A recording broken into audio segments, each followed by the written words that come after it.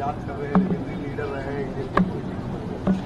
देखिए, मेरे तो पिता हैं, स्वाभाविक है कि उनकी कमी हर दिन हर लम्हा महसूस होती है, और ये उन दिनों में से है जब वो यादें और ज्यादा दिमाग में आपके कौंधती हैं।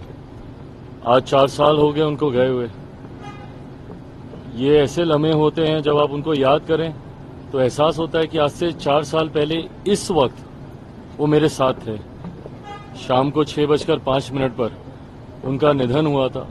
तो ये दिन बहुत सी यादों को, बचपन में बिताए हुए उनके साथ पलों को, पर मुझे खुशी इस बात की है कि आज वो जहां कहीं भी होंगे इस बात को देखकर खुश होंगे, संतुष्ट होंगे।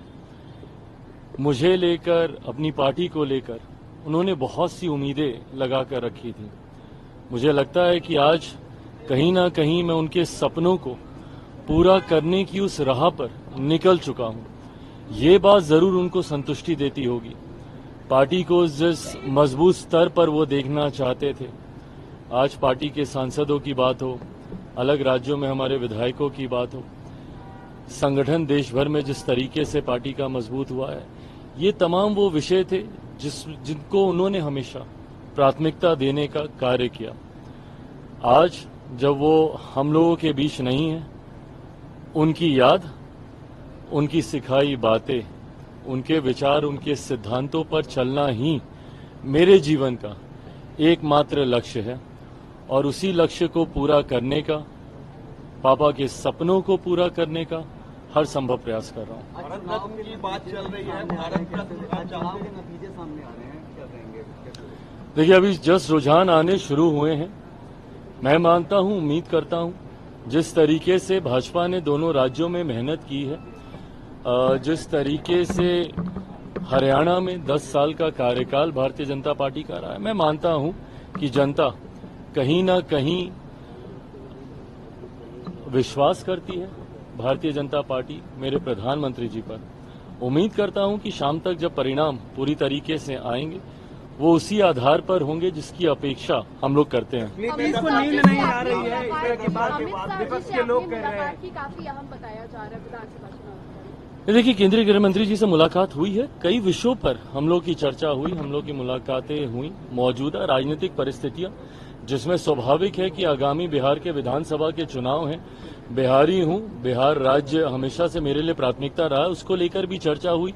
कई और राज्यों में, झारखंड में, अलग अलग राज्यों में जहां पे चुनाव होने हैं, उसको लेकर भी हम लोगों की सकारात्मक चर्चा हुई है।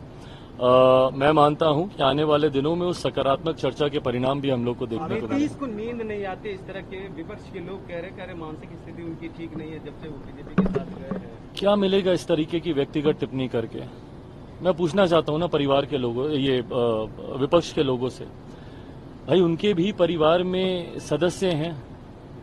संभवतः किसी न किसी को उम्र के किसी न किसी दौर पे कोई ना कोई परेशानी होती होगी।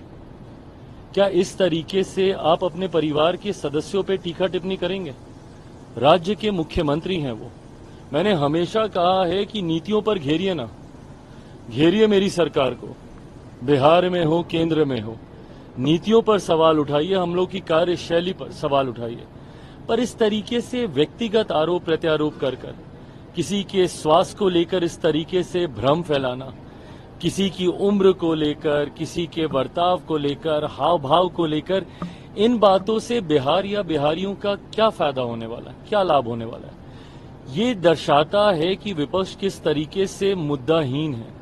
उनके पास कहने के लिए अब कुछ बचा नहीं है, इसलिए इस तरीके की बातों का इस्तेमाल करके ओछी नीची राजनीति का वो परिचय दे रहे हैं। भारत रत्न की बात चल रही है, भारत रत्न आप चाहते हैं नीतीश जी और रामविलास पासवान जी को मिले, जिस तरीके से उनका व्यक्तित्व रहा है भारत के राजनीति में दोनों नेताओं का। देखिए, मेरा विश्वास मेरे प्रधानमंत्री आदरणीय नरेंद्र मोदी जी पर है।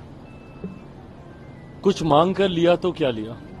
मैं मानता हूं कि मेरे प्रधानमंत्री जी का जो रिश्ता मेरे नेता, मेरे पिता आदरणीय रामविलास पासवान जी से रहा है, मुझे, मेरी पार्टी को, मेरे दल को, मेरे कार्यकर्ताओं को उनसे कुछ मांगने की जरूरत नहीं है। आज से लगभग 3 साल पहले जब मेरे नेता, मेरे पिता आदरणीय रामविलास पासवान जी को उनके निधन के बाद जब भारत पद्म भूषण से जब उनको सम्मानित किया गया था, उस वक्त भी हम में से किसी ने उसकी मांग नहीं की थी। ये मेरे प्रधानमंत्री जी का प्यार और वो रिश्ता जो मेरे नेता का मेरे प्रधानमंत्री जी के साथ था, मेरे पिता का मेरे प्रधानमंत्री जी के साथ था, उसकी पुनः एक झलक देखने को मिली जब उन्होंने स्वतः उन्हें पद्म भूषण से सम्मानित करने का काम किया। मेरा विश्वास है कि मेरे नेता मेरे पिता को भारत रत्न से सम्मानित मौजूदा केंद्र की एनडीए सरकार में ही किया जाएगा। मेरे प्रधानमंत्री जी की सोच के आधार पर ही उनको भी ये सम्मान दिया जाएगा, ये मेरा विश्वास है। विपक्ष के पास कोई मुद्दा नहीं है।